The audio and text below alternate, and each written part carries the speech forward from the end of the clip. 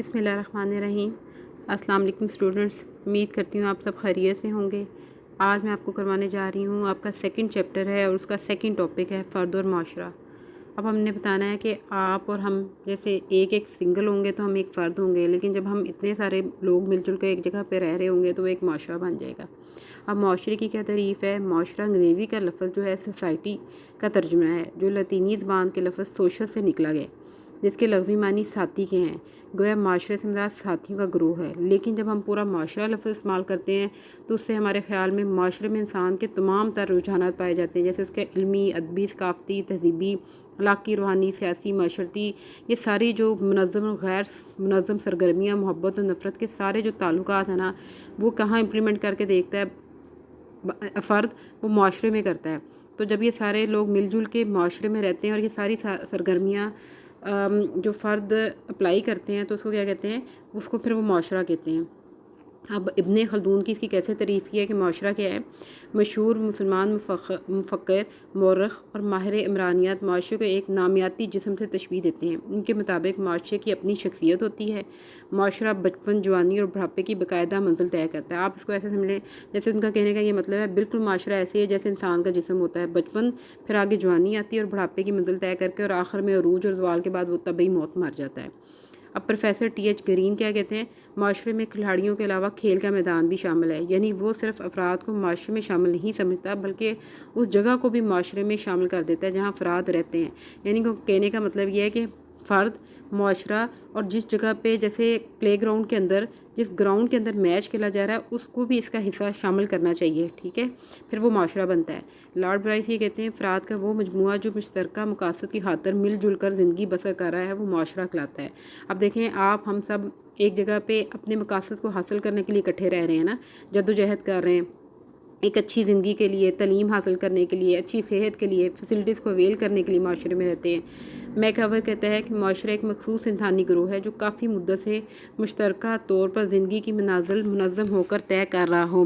اس کی بدولت گروہ کے افراد خود کو ایک وحدت سمجھیں، ٹھیک ہے؟ یعنی کہ آپ بے شک الگ الگ مقاصد ہیں آپ کے، لیکن اکٹھے رہتے ہیں تو پھر آپ کو ایک وحدت، یعنی کہ اپنے آپ کو سنگل باڈی سمجھنا چاہیے اور اکٹھے مل جل کر ایک مقصد حاصل کرنے کے لیے کام کرنا چاہیے۔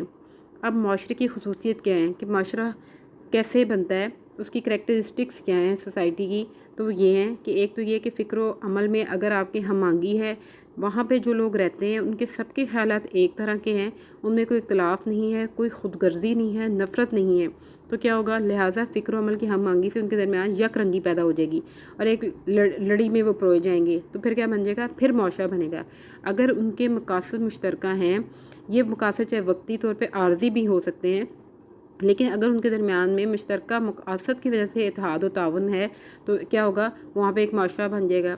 اگر پائیدار اور مستقل طور پر ایک رشتہ قائم ہوتا ہے اور ان مقاصد کے لیے مستقل جدوجہد کرتے ہیں تو پھر اسی کیفیت میں وہ کیا ہوگا؟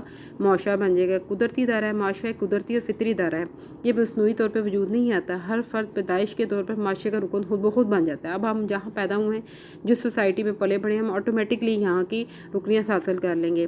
ہماگیریت، معاشرہ ہماگیریت ہوتی ہے ہمیشہ سے زندہ رہنا اور قائم رہنا، ٹھیک ہے؟ فرد کے تمام رشتے خواہ شعوری ہوں یا غیر شعوری، منظم ہوں یا غیر منظم، معاشرے کی ہی مرہون منت ہے۔ ہماگیریت ہے، اس میں ہر طرح کے رشتے، شعوری، منظم، غیر منظم، ہر طرح کے پہلو کو کور کر لے گا۔ تو غیر پذیری ہوتی ہے جس میں چینج آتا ہے۔ افراد اور معاشرے کے اپنے اصول قوانین ہوتے ہیں لیکن وہ جامد نہیں ہوتے، بلکہ فرد کی ذہنی تبدیلیوں کے ساتھ ساتھ معاشرے میں بھی تبدیلی آتی جاتی ہے۔ آفاقی نوعیت، معاشرہ آفاقی نوعیت رکھتا ہے، یہ علاقائی حدود و قیود سے آزاد ہوتا ہے، مطلب یہ معاشرہ کی لمٹس نہیں ہوتی، یہ وداؤٹ لمٹس ہوتا ہے۔ یہ چند خاندانوں پر بھی مشتمل ہو سکتا ہے اور بہت سی ریاستوں پر بھی، ایک ریاست میں بہت سے معاشرے ہو سکتے ہیں، جیسا کہ بھارت میں بہت سے معاشرے موجود ہیں۔ اسلامی معاشرہ عالمگیری نوعیت کا حامل ہے۔ مسلمان دنیا کے کسی بھی خطے میں اگر موجود ہوں گے تو وہ اسلامی معاشرے کا حصہ ہوں گے، کیونکہ ان کی روایات، رسم و رواج تو ایک طرح کی ہے نا۔ اگر ہم یہاں بیٹھیں گے، سعودیہ میں بیٹھے ہیں یا ہم کسی اور ملک میں بیٹھے ہیں، دبئی، شارجہ میں، تو ہیں تو ہم مسلمان نا، تو ہماری روایات اگر ایک طرح کی ہیں تو پھر ہم ایک اسلامی معاشرے کا حصہ ہوئے۔ اب کیا ہے؟ منظم معاشرہ، معاشرہ چونکہ منظم ادارہ ہے لہٰذا اس کے قواعد و ضوابط ہوتے ہیں اور یہ قواعد و ضوابط معاشرے کو اپنے جیسے دوسرے اداروں سے ممتاز کرتے ہیں۔ اگر کوئی بھی فرد ان قوانین کی خلاف ورزی کرے گا تو اس کی معاشرے کے خلاف ورزی کا مرتکب سمجھا جائے گا۔ اب فرد اور معاشرے کا باہمی تعلق کیوں بنایا جاتا ہے؟ یعنی کہ ایک سنگل بندہ ہے، اس معاشرے میں پروان چڑھتا ہے تو ان کا آپس میں بھی تو کوئی تعلق ہوگا، اور اس تعلق کے مقاصد یہ ہے کہ انسان معاشرتی حیوان ہے، وہ اکیلا زندگی نہیں بسر کر سکتا۔ اس وجہ سے مقاصد یہ ہے اس کا معاشرے کے بننے کا کہ پھر اس کو معاشرے میں بھی اپنی ضرورتیں پوری کرتا ہے، معاشرے میں پروان چڑھتا ہے، اور زندگی پیدائش سے لے کے موت تک وہ فرد معاشرے کا ہی تعاون کا محتاج رہتا ہے۔